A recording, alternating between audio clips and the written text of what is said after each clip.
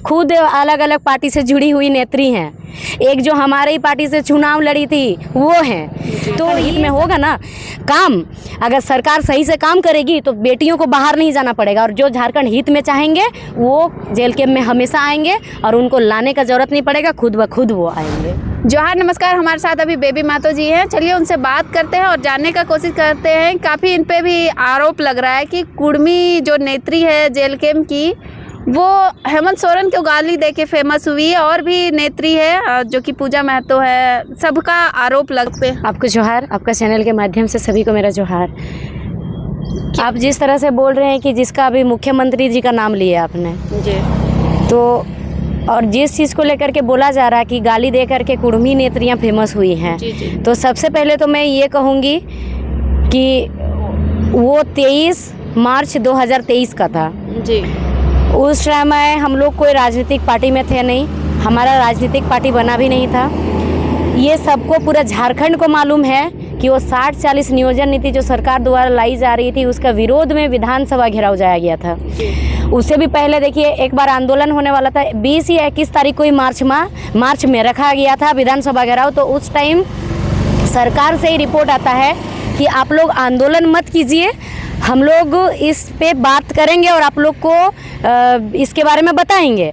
लेकिन जब उसका सरकार द्वारा कुछ रिपोर्ट नहीं आया तो 23 तारीख को रखा गया था।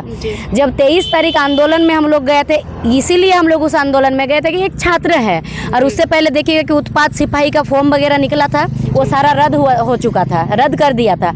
तो हम लोग ये सारा चीज़ को देखते हुए, और 60-40 नियोजन नीति में देखिएगा 60-40 जो था 60% और 40% में डिवाइड कर दिया था, तो उसका विरोध में हम लोग गए थे विधानसभा घेरने के लिए। और उस विधानसभा से भी 500 मीटर की दूरी खेत में बैठ के आंदोलन किए थे, और वो आंदोलन कोई जाति का नहीं था, कुर्मी का नहीं था, पूरा झारखंड के सभी छात्रों का था। नियोजन नीति नियोजन मतलब क्या होता है, रोजगार नौकरी का, ठीक है, नियोजन के लिए।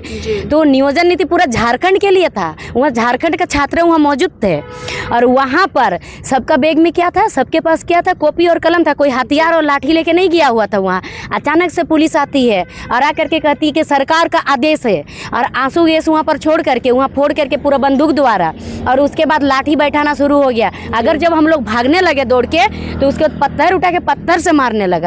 तो ये कौन सा नियम है भाई। और जो लोग लाठी बैठा रहे थे, और देखिएगा कि हमारा जो वहाँ लीडर थे उस टाइम लीड कर रहे थे हमारे अभी जो माननीय डुमरी विधायक महोदय हैं जयराम दादा, उनको किस तरह से घसीटते हुए, वो जब बोल रहे थे कि हम जा रहे हैं लेकिन फिर भी लाठी बैठाया जा रहा था, उनको घसीटा जा रहा था, और हम लोग के ऊपर पत्थर बरसाया जा रहा था।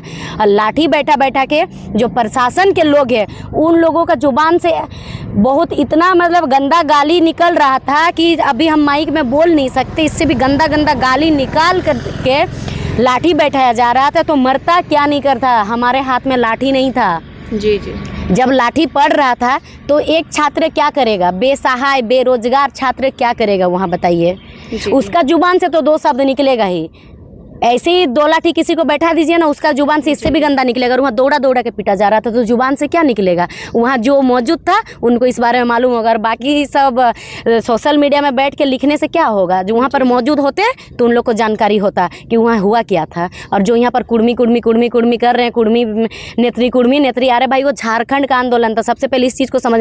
और यहाँ पर सवाल होना चाहिए सरकार पे कि सरकार आप ऐसा नीति क्यों ला रहे हैं, सरकार आप ऐसा काम क्यों कर रहे हैं कि छात्रों को घर से कागज और कलम और कॉपी छोड़ करके सड़क पे उतरना पड़ रहा है, आपका विधानसभा के बाहर जाना पड़ रहा है। सवाल होना चाहिए प्रशासन पे कि प्रशासन आप इस तरह से बोली क्यों निकालते हैं, वो छात्रों पे गलत असर पड़ रहा है, छात्रों के जुबान पे वही आ रहा है। वो सवाल प्रशासन पे होना चाहिए, वो सवाल सरकार पे होना चाहिए। लेकिन दुर्भाग्य की बात है कि यहाँ पर छात्रों को डिफेंस करना छोड़ के वो लोग सरकार और प्रशासन को डिफेंस कर रहे हैं। ये बहुत बड़ा दुर्भाग्य की बात है। शायद इसी कारण आज हमारा झारखंड पीछे है और तीसरा व्यक्ति फायदा उठा के जा रहा है झारखंड से।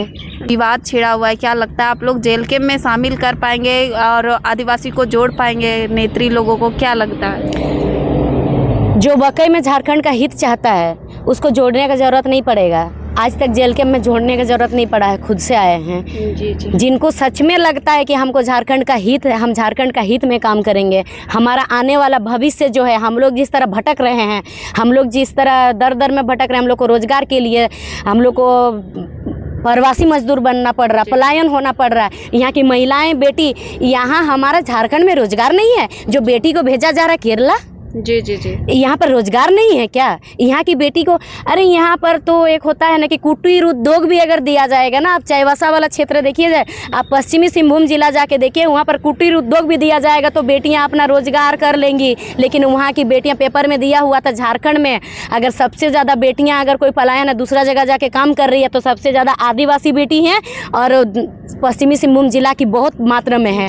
तो आज बेटियों को भी बाहर नहीं, अगर हमारा झारखंड में, झारखंड हित में होगा ना काम, अगर सरकार सही से काम करेगी तो बेटियों को बाहर नहीं जाना पड़ेगा, और जो झारखंड हित में चाहेंगे वो जेल कैंप में हमेशा आएंगे और उनको लाने का जरूरत नहीं पड़ेगा, खुद ब खुद वो आएंगे। क्या लगता है, काफ़ी लोग ये भी बोल रहे हैं कि कहीं ना कहीं जो आदिवासी चेहरे 2-4 नज़र आ रहे हैं वो कहीं बिल्कुल राजनीतिक रोटी सेकने के लिए ही आदिवासियों को वर्गलाया जा रहा है, क्योंकि जहाँ जहाँ वर्गलाया गया है, आप सत्यता को, आप सत्य को पेश कीजिए, आप सच को पेश कीजिए और उसको लाइए सड़क पे, तब मानेंगे। आप सच को तो बता ही नहीं रहे हैं। खुद अलग अलग पार्टी से जुड़ी हुई नेत्री हैं, एक जो हमारे ही पार्टी से चुनाव लड़ी थी वो हैं, तो ये सब राजनीतिक षड्यंत्र के तहत लोग वर्गला रहे हैं। जेल कैंप का रणनीति पहले जो था अभी भी वही है, यानी कि पहले हमेशा लोगों के साथ खड़ा रहते थे, हर गरीब शोषित परिवार के साथ, छात्रों के साथ, अभी भी खड़ा है और आगे भी निरंतर रहेंगे।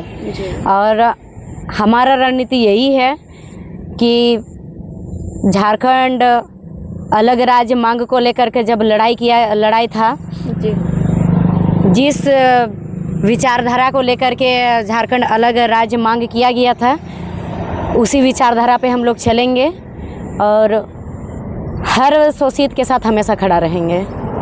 क्या लगता है जिस तरह से अभी दोनों समाज में इस तरह सा हो रहा है, तो झारखंड को आप लोग कैसे देख रहे हैं?